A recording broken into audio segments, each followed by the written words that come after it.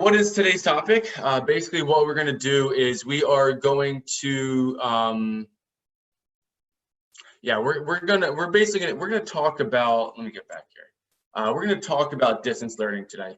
I will say right off the bat, and it's going to say it later on as well. I do want to make very clear, this isn't like an introduction to Quizlies like tutorial. Like if you're new to Quizlies, you certainly need to pay attention, because there's a lot of things that I'm going to say that will help you understand a lot about Quizlies. But this isn't like a step-by-step tutorial. It's about the features within Quizlies that are useful in distance learning. And some of it is going to assume some understanding of Quizlies that you may not actually have, but don't worry. Like, we're going to be able to fill in the gaps later on with our tutorials. We'll send them to you later on. But it is about like Quizlies and distance learning, so it's a very targeted topic here.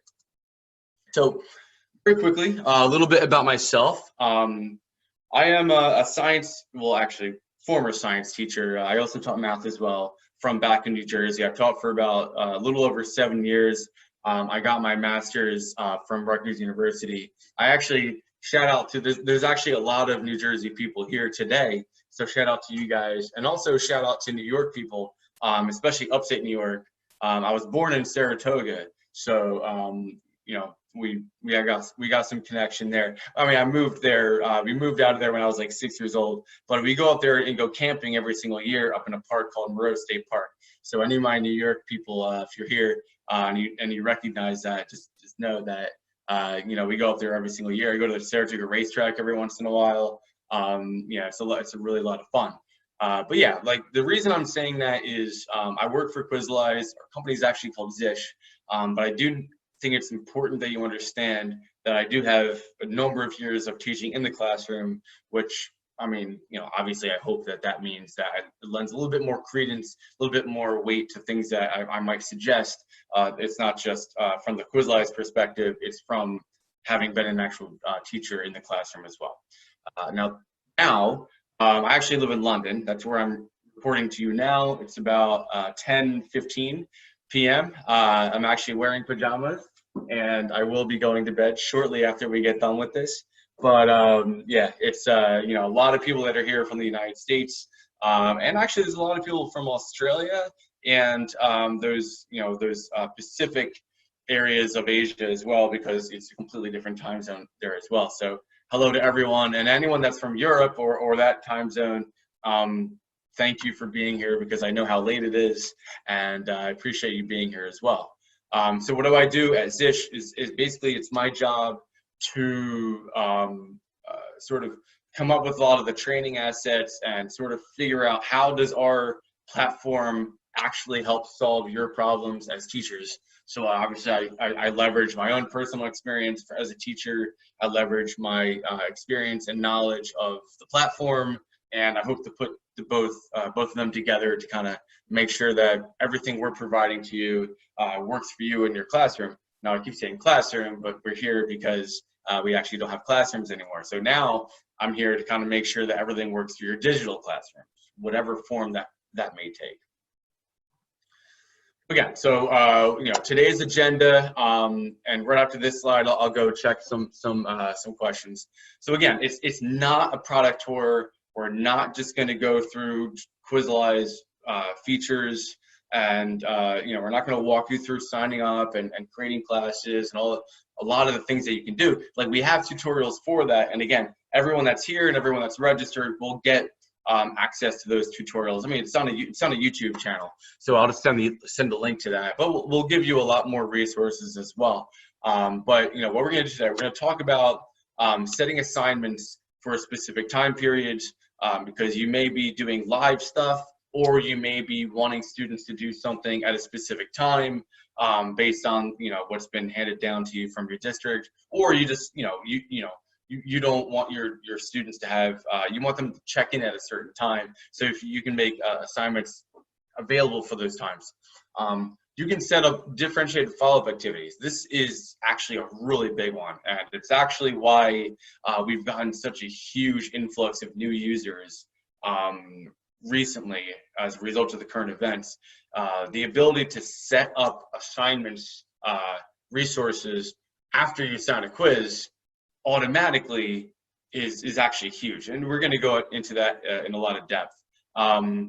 If you have the ability to live stream game quiz results or live stream anything, if you're doing anything live with your students, there's some functionality there. But of course, if you don't, but you can still screencast what you're doing. I'm sorry, not screencast. If you can screen share or create a video based on what's on your screen using some of those software, sound like Screencastify, Share Everything, a couple of other apps that we'll talk about later.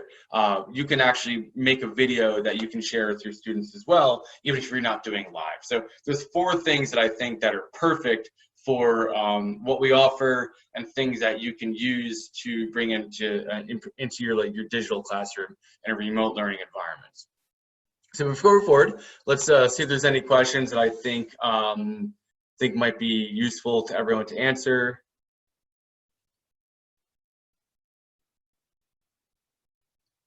So someone did ask, are we able to control the time assignment quiz assigned? Yes, exactly. That's actually the very first thing I'm going to go into. We're going to do that right away, and you know, there's not a lot of other questions there that I should answer right now. So let's go to the next slide.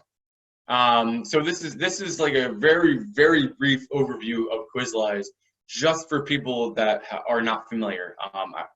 Many of you maybe just bear with us for like 3 to 5 minutes, but there's 3 slides that I want to go through just to kind of say, like, all right, here's what we do at Quizlies. Here's what the platform does. So number 1, the idea is that you assign quizzes, and those quizzes are essentially student-paced. And you don't have to just assign quizzes. You can also assign resources like PDFs, YouTubes, and web links. But what you can also do is you can gamify that quiz. We have 2 quiz offerings right now, game offerings. So we have on the right, you see we have a leaderboard that we're really excited about, which causes a lot of competition within classrooms. It only shows the top students, so it doesn't it doesn't embarrass like students that aren't doing well. So if students that are doing well, it'll show them at the top. We also have a team versus team environment, and you know, those are really great ways to sort of engage the students. But the reality is, the idea is that when you assign quizzes or you assign resources, if you're looking here on the left, basically, like, students have their own dashboard, and that dashboard is going to show every single quiz and resource, whether it's a video, PDF, or a web link that you want them to create. Now, this is not something I talked about last week. However, this is something I want to talk about now, and I don't have slides for it. I'm going to actually add some resources after the fact, because this is actually really important. A lot of teachers are concerned about how the resources that they use, the ed tech resources that they use, how they integrate with whatever LMS that they're using. Because for most of you, whether it's Google Classroom, Schoology, Canvas, there's others obviously, but it makes sense for your students to want to go to one place. You assign a thing, or you direct them in some way, shape, or form, and they go to that one place, and then they are directed to go wherever they need to go after the fact.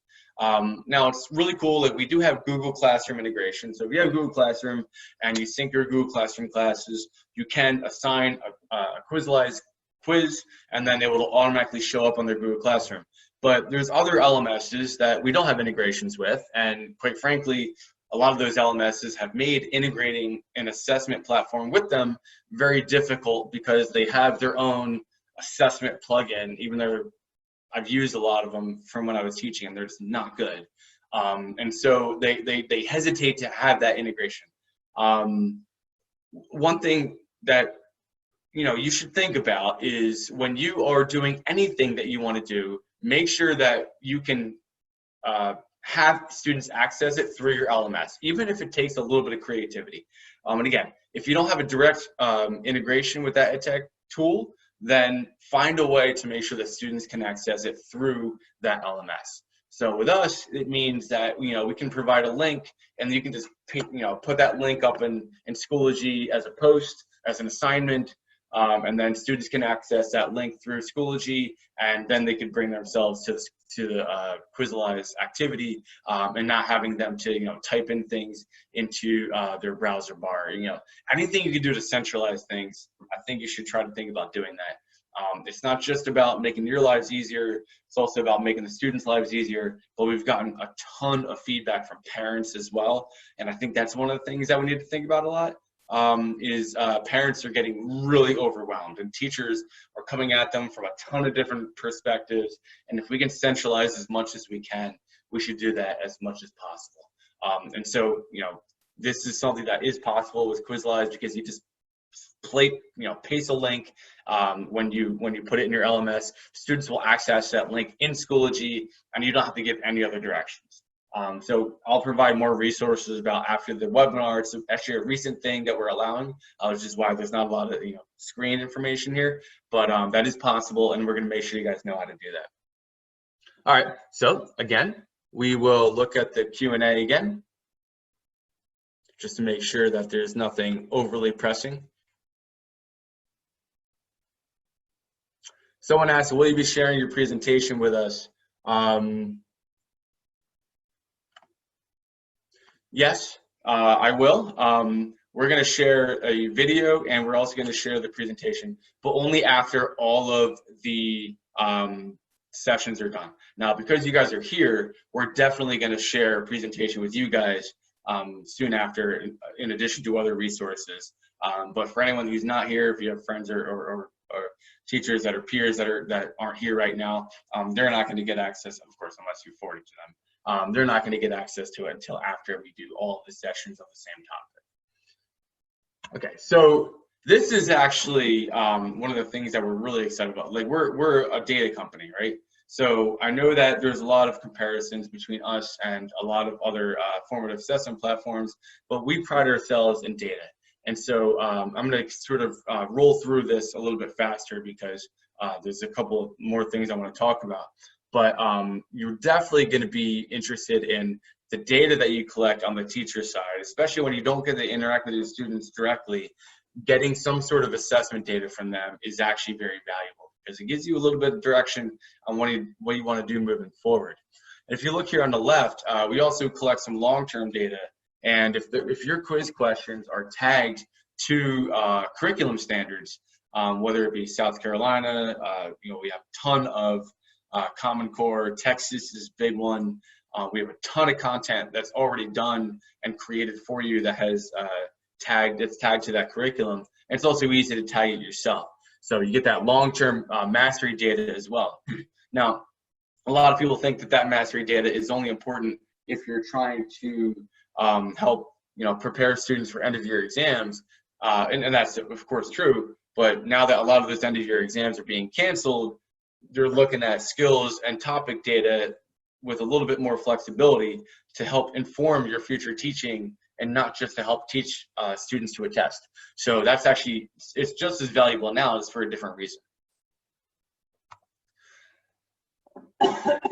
Don't mind me.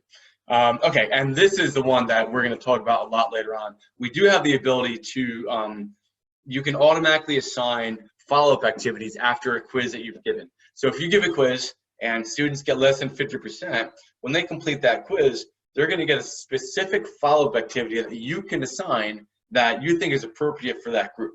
And they can do the same for students who get between 50 and 80%, and different activity for people that do above 80%, right? So we're going to look at that in a lot more depth later today, but we're also going to have future webinars that are going to be co-hosted by actual teachers that use this in their classroom and in their virtual classrooms as well. So this is something where we're going to go into it in a very briefly today. However, in the future, we're going to do more webinars that are focused on differentiation itself, and we're going to have some teachers come in and actually talk about it while we're sort of showcasing that ability. All right, so do a quick Q&A check.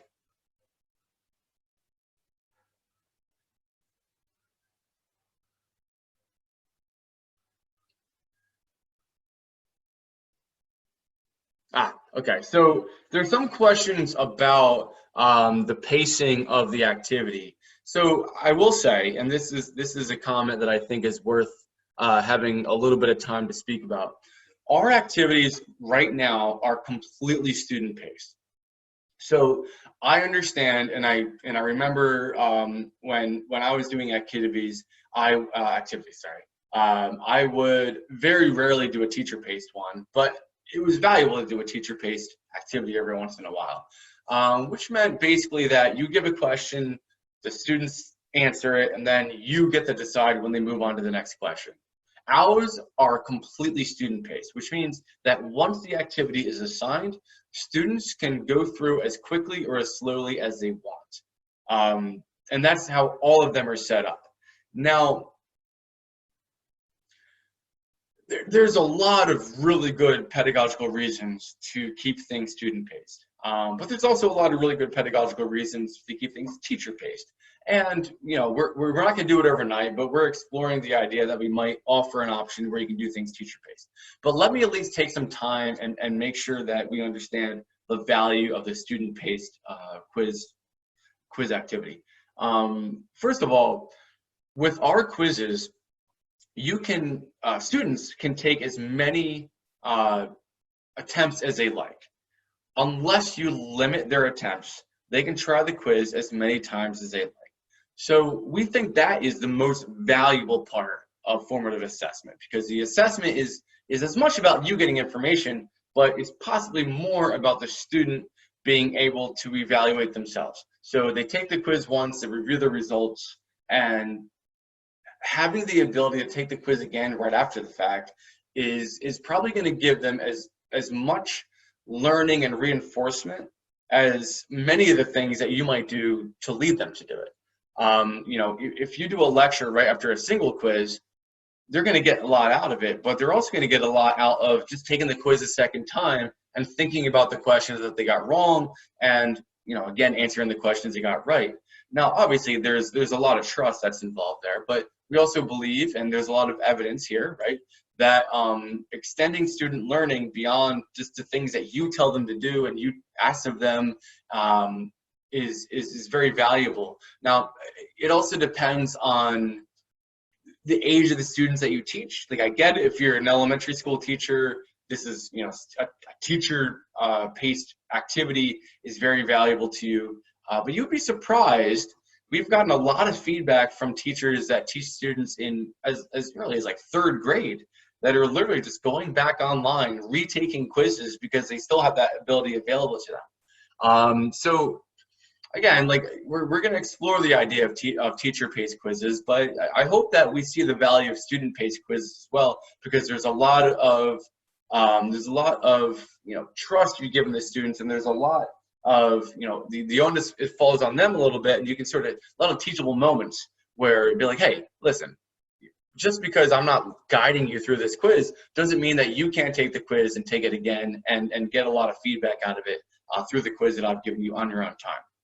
So, I mean, there's more I could say about that, but one of the things that I also want to mention is that in the scenario that we have today, we don't always have the opportunity to have that live time with the students anyway.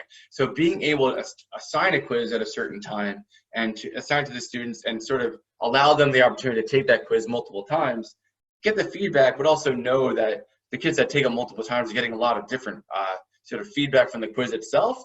There's a lot of teachable moments there, and there's a lot of learning happening there as well. So back to what we're seeing up on the screen. It's related, because one of the things that's really important that you can do with Quizlies is that you can set an activity for a specific time. And you can set it to start at a certain time, and you can set it to end at a certain time. So it kind of goes back to the idea, like, are you going to start a class lesson at a certain time specifically, and you expect all the students to come join you virtually at 2 p.m. on a Thursday? And you could say, hey, the moment you come join me, there's going to be a Quizlies quiz that you need to access at that time, so that I can start getting feedback on maybe an assignment that I gave on Wednesday or Tuesday. So this is probably one of the critical things, which it kind of works with your LMSs as well, which is you're setting up a very specific time for students to be able to access the activities that you're assigning. And again, it doesn't have to be a quiz, it could be a PDF, could be anything. So when they go to their looking over here on like the Next for Tom Smith, when they go look over there, they're going to see like, okay, I got a YouTube video I got to watch. I have a quiz I have to take, and I have to do this by 3 p.m. on Friday. So, you know, it's all laid out there in front of them. And of course, you can reinforce that with your LMS. Quick Q&A check. Okay, we're good. This is the one that I think is most critical and exciting for our ability to help you guys with the distance learning at home. So basically with Quizlies, what you can do is when you assign a quiz, you can set assignments that are going to be assigned based on how the student does in that quiz. So you can set 3 different follow-up assignments based on whether they get less than 50, between 50 and 80, or above 80%. And the students can just keep taking the quiz over and over and over again, and every time they finish the quiz, at the end of the assignment, or after the end of the quiz that they take, they're going to be directed towards a certain follow-up activity that is indicative of their performance on that quiz. So I've literally seen this. It actually works perfectly for students that get less than 50% that first time. So don't be afraid to give a quiz that's actually a little bit more difficult. You know, they get less than 50% and they get a follow-up activity, and you think that follow-up activity is appropriate for students that got less than 50%. They watch that video, they do that PDF, they do the activity that's through a web link, then they go back and take the quiz again. And then they do a little bit better. They get above 50%. And now when they finish the quiz that second time, they're going to be directed into a different activity. So, you know, it looks basically like this. Again, you make an assignment, students start the assignment. After they do the quiz, okay, results aren't great, that's fine. They save and finish, and they move forward, and they get a follow-up activity. Do the follow-up activity. In this case, it's a YouTube video. Now, after that activity, they are going to take the quiz again. It's the same quiz. Now, there's a lot of settings you can turn on or off to make sure that they don't know what the correct answers are, but we're going to assume that we turned those, you know, we did the right settings. We have tutorials to kind of help walk you guys through it. But, you know, they do the second try, and they're seeing a better result.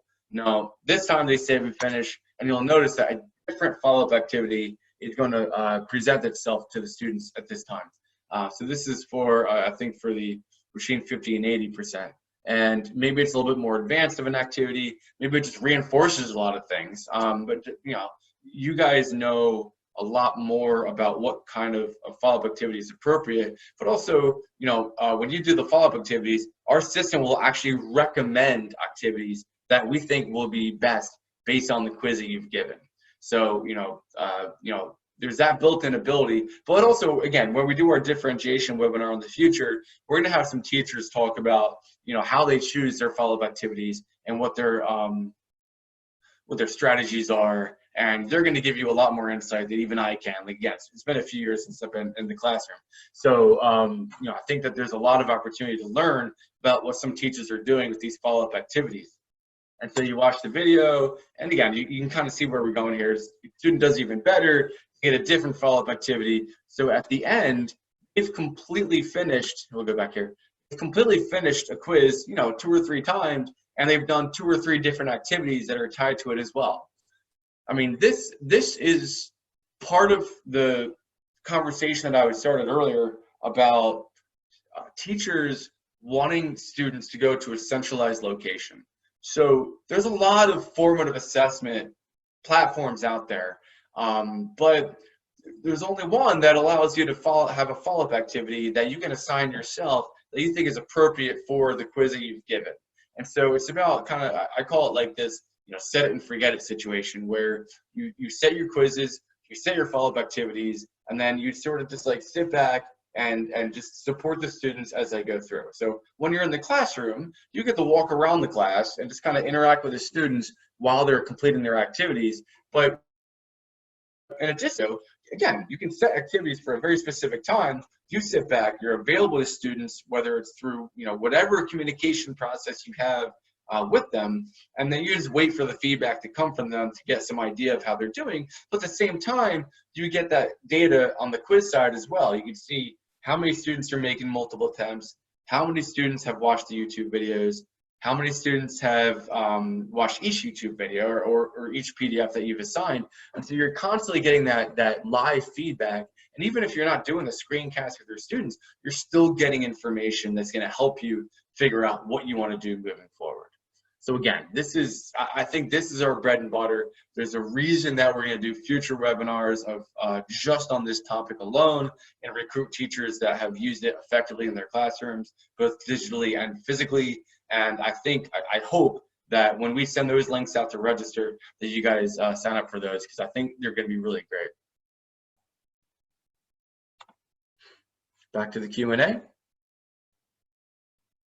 Okay, so there is an issue, and this is an issue with a lot of districts.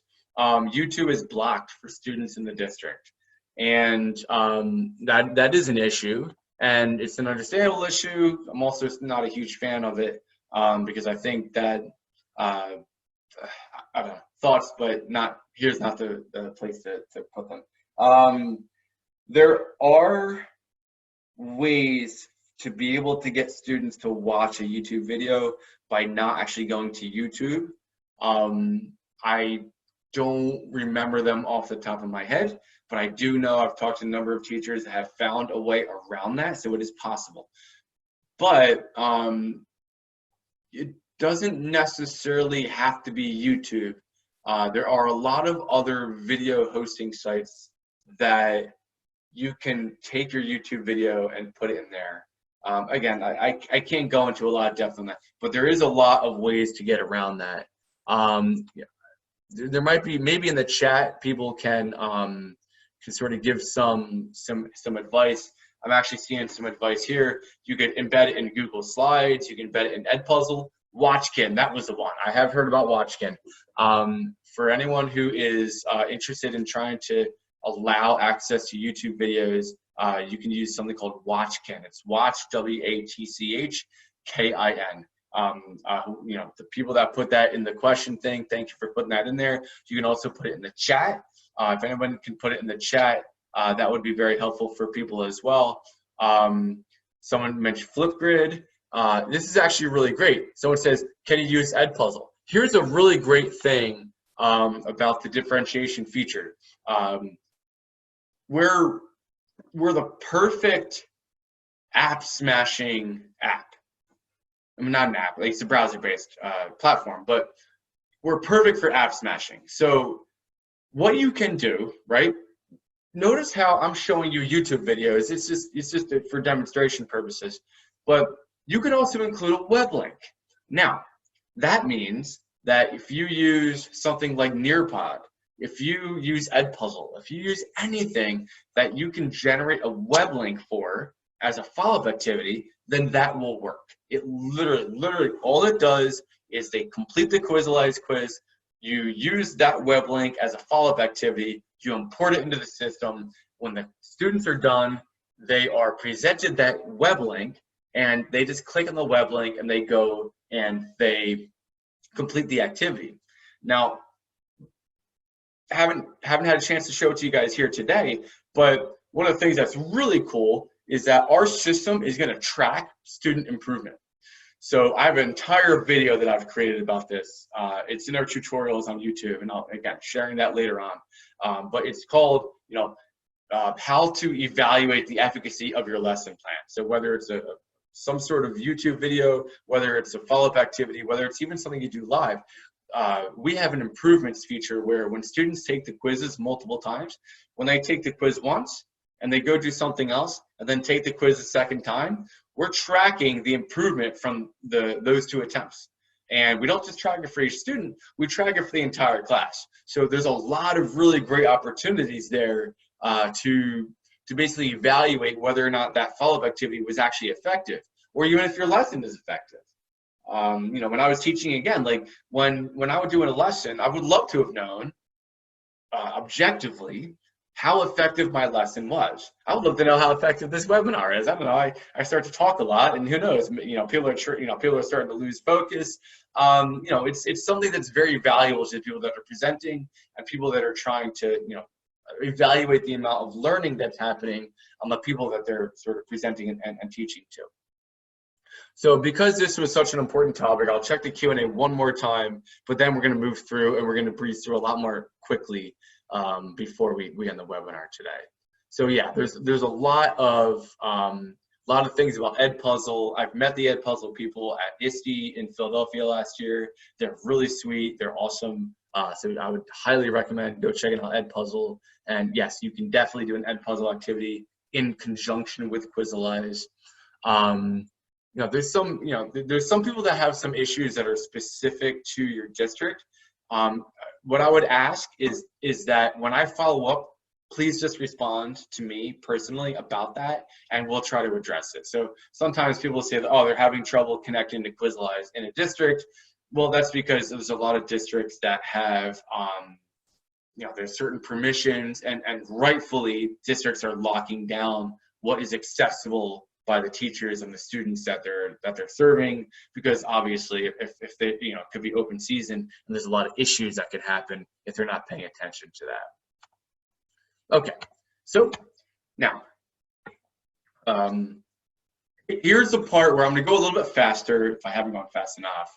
I'm going a little bit faster because I need to sort of describe some of the ways that the gamification aspect can sort of help improve engagement with you and your students. Now, again, there are issues in a lot of districts with accessibility of devices and internet access in those communities.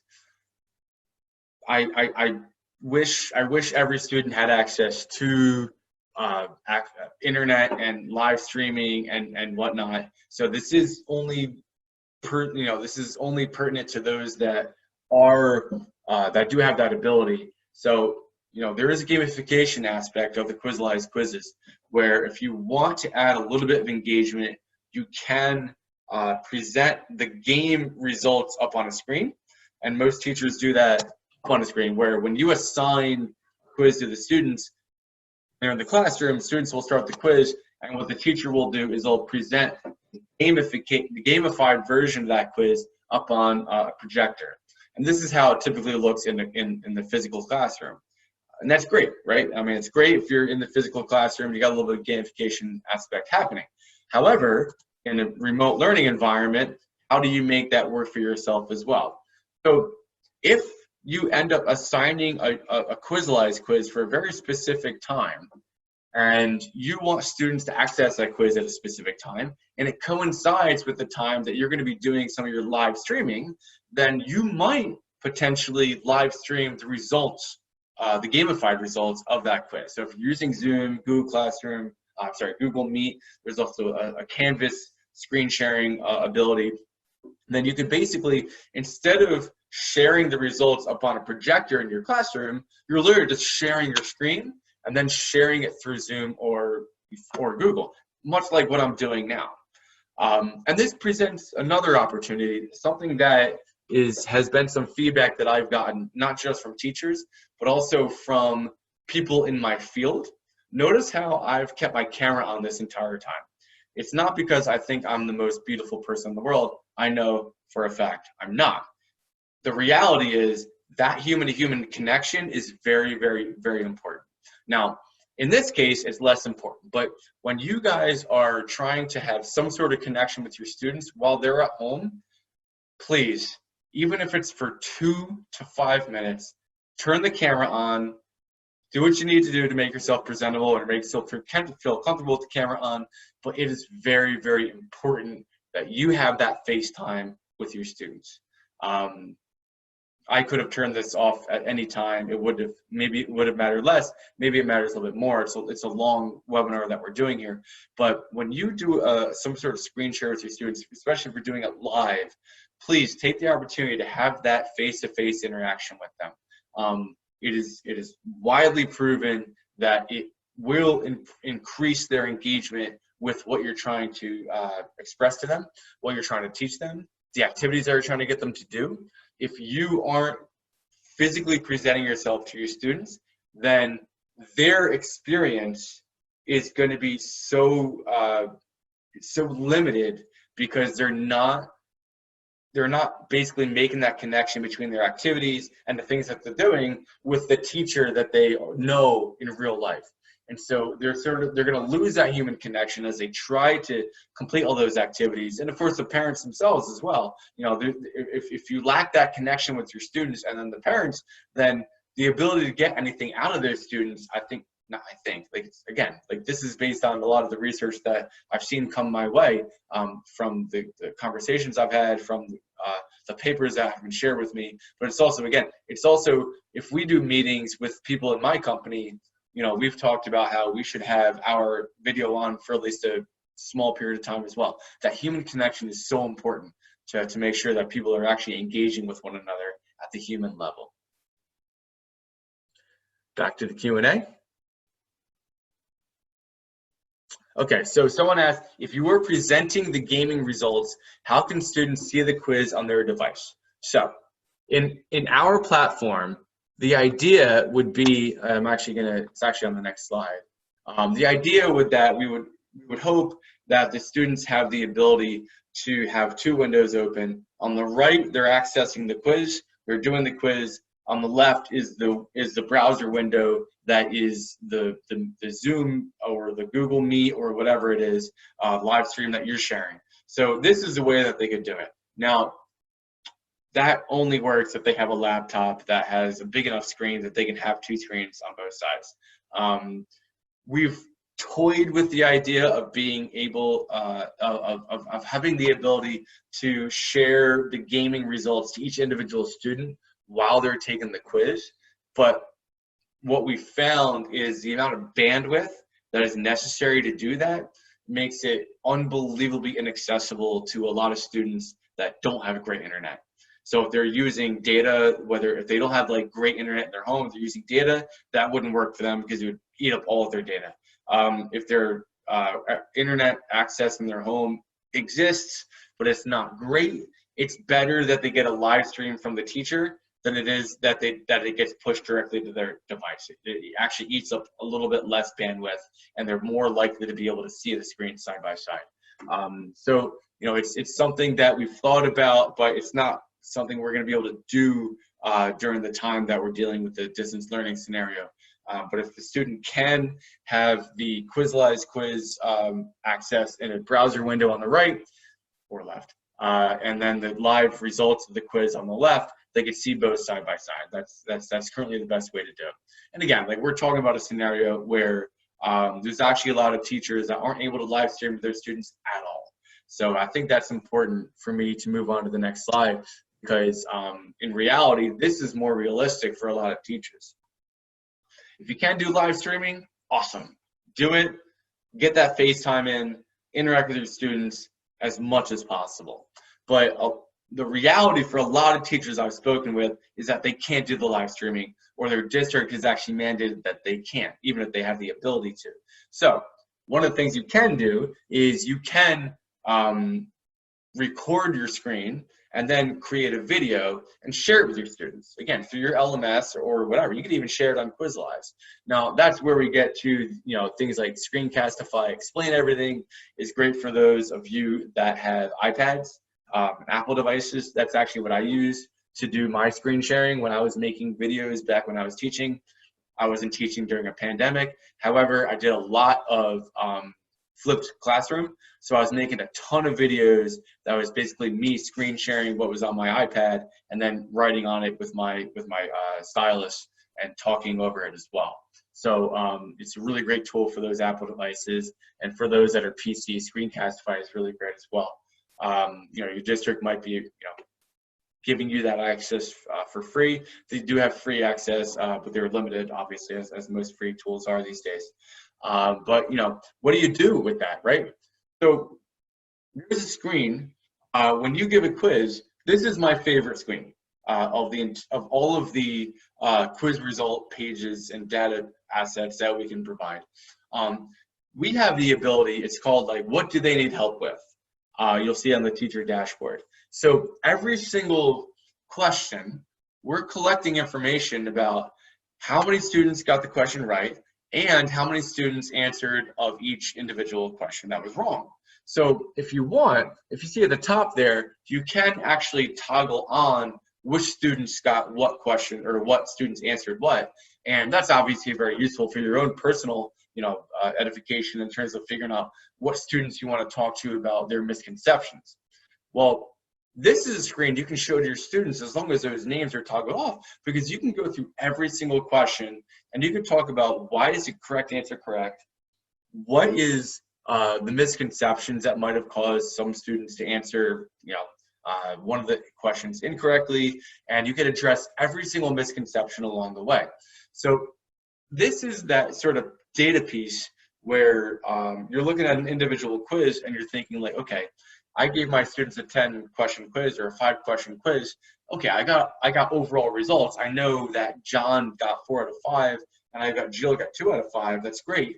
But what about my entire class? Like, what do I know about the misconceptions of my entire class and whether I need to address certain misconceptions? So when you look at a question and it says, oh, 3 out of 5 students got that question wrong and they all answer the same incorrect answer, that's invaluable information. That's like, okay, let me think very carefully about why did my students answer this question incorrectly, and let me present this to them and say, hey, listen, everyone answered this incorrectly. Here's what the right answer is. Here's what the incorrect answer is that you all chose. Here's what I think is the misconception that you all had fallen into, or the trap that you'd fallen into. I'd love your feedback to know why you answered that question incorrectly. And that's another key. Another thing you can do with the LMSs, start a forum. Give a Quizlies quiz, get your data, but you still need that student feedback. Start a forum and say, okay, we're gonna do a forum today, and I wanna know, why did everyone choose this answer incorrectly? What was it that led you to choose that question? And you're gonna get some really great information that's gonna inform how they're thinking, but you're also gonna be informed on terms of how you can sort of address those misconceptions better now, but also better in the future as well. It's unbelievably valuable information.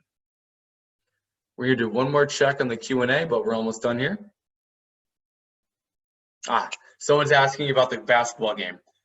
Yes, when it comes to live gaming results,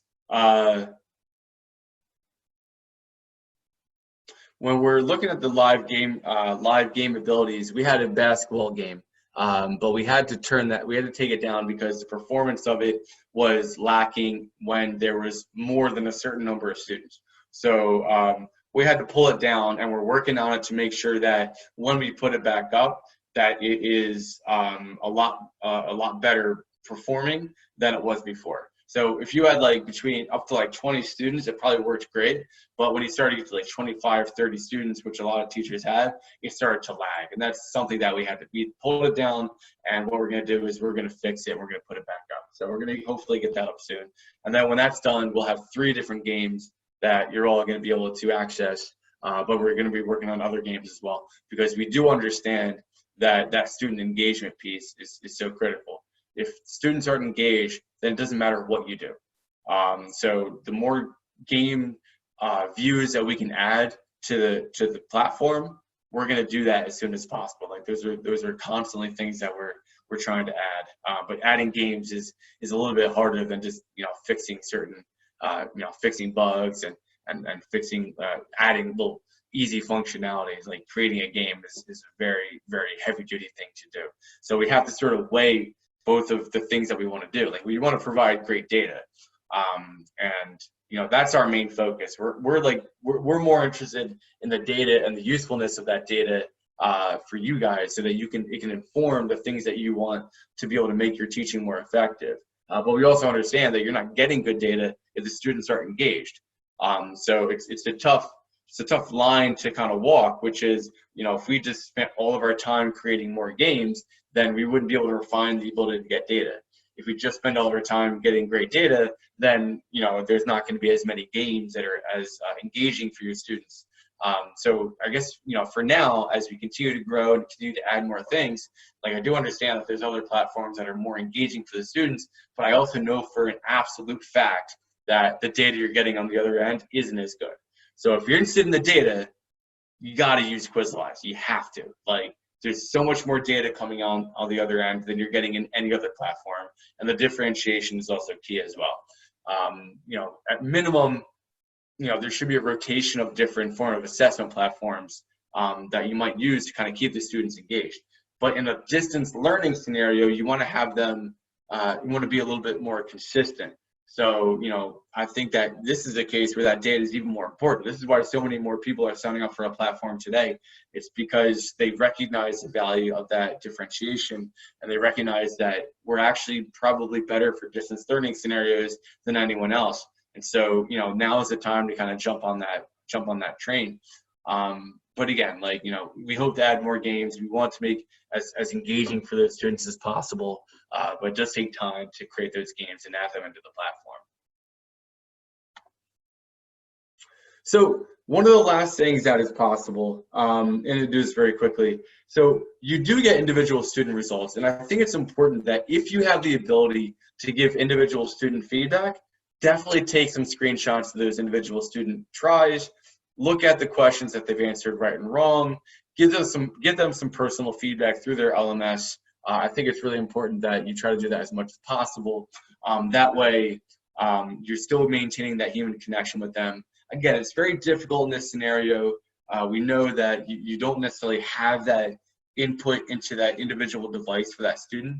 It almost completely depends on their LMS, but do know that when they access their Quizlies quizzes, they are getting access to their individual quiz results here, and they can do a lot of things and learn a lot about their attempts and whether or not they learned something or not. And again, we've gotten tons of feedback from teachers that have said that students will go back into their Quizlies dashboard and they will look at their quizzes, they will retake their quizzes, whether you tell them to or not. There's some that will never do it whether you tell them to. There's some that'll do it when you don't tell them to. But the ability is always there, and I think that's something that we should always make available to them. One more check on the Q&A, then I'll give my parting thoughts.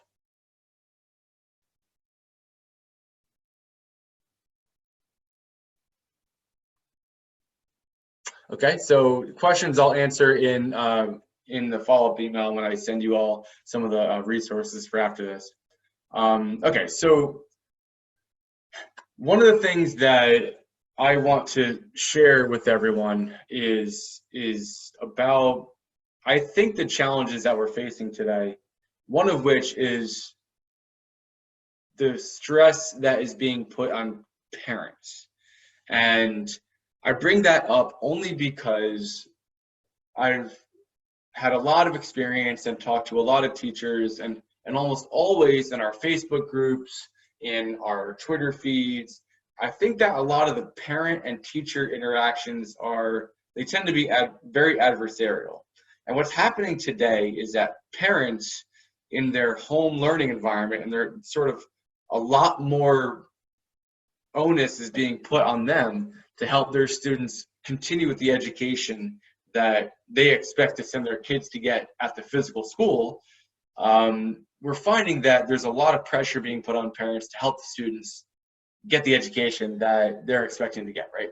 So the only reason I bring that up is I think now is a really great opportunity, once a lot of the dust settles and once we understand more clearly what our districts are telling us to do and what our governments are telling us to do as far as teaching.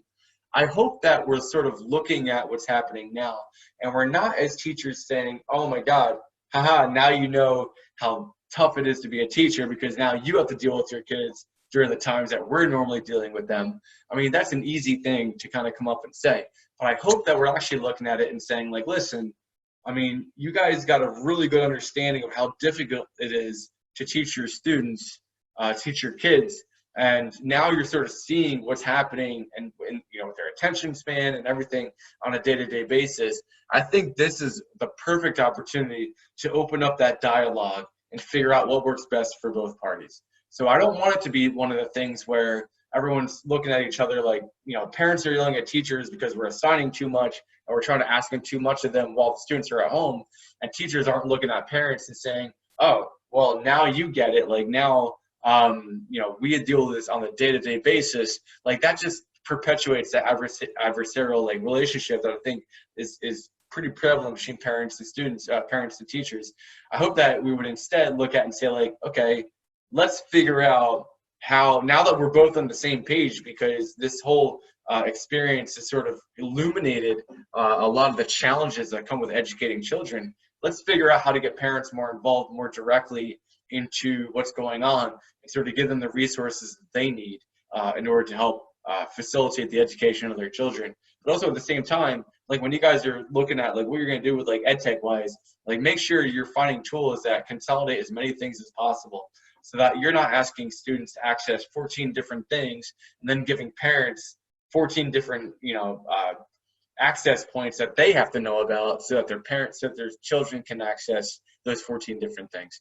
I just, my parting thought on this is basically that I think it's a great opportunity to kind of strengthen that parent to teacher relationship, because now we're taking a lot of that pressure that we feel every single day, and now the parents are feeling it as well, and they weren't feeling it before. Now they don't know what to do. They're like, they still have full-time jobs in many cases. Some of them actually have lost their jobs. They don't necessarily have the devices or the abilities to give their kids access to the lesson plans that you want to give them. I think this is an opportunity to be very keenly just paying attention to the stresses of the parents and using this as an opportunity to open up that dialogue. So that is definitely one of the things that I want to bring up here.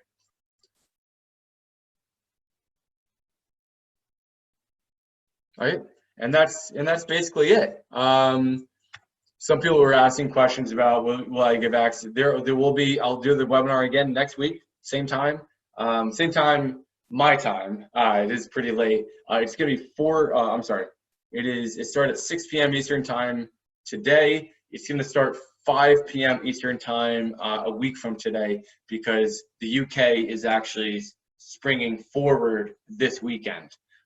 So we're pushing back the webinar in the US 1 hour. So it's gonna be 5 p.m. next week. However, it will be on the same topic.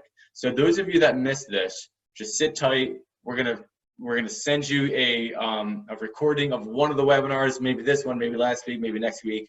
But it's gonna be one of the webinars. We're gonna share a recording of it, so it's available to everyone, but only after we actually finish the last one. So next week and the week after, we're gonna do 2 more of the same topic, just kind of introduction to Quizlies for distance learning. But then in the future, we're gonna do ones about, differentiation, and we're gonna dig deeper into very specific things as opposed to the more sort of broad webinar that I've done today. So yeah, that's it for me. Again, I really hope you guys spread the word. If you look in the chat, I'm going to put it in there again. I'm going to open up the chat one more time. And in the chat at the very top there, yeah, there it is. I'm going to copy this again and put it here. There's a link that allows people to get free Quizlies Premium if they fill out that form. So please share that. If any of you don't have the free Quizlies, definitely fill that out. But we want to get as many people in as possible. It's completely risk-free. No credit card information is required. It ends on August 1st. Have as many people fill out that as possible, and we can help support as many people as possible as well.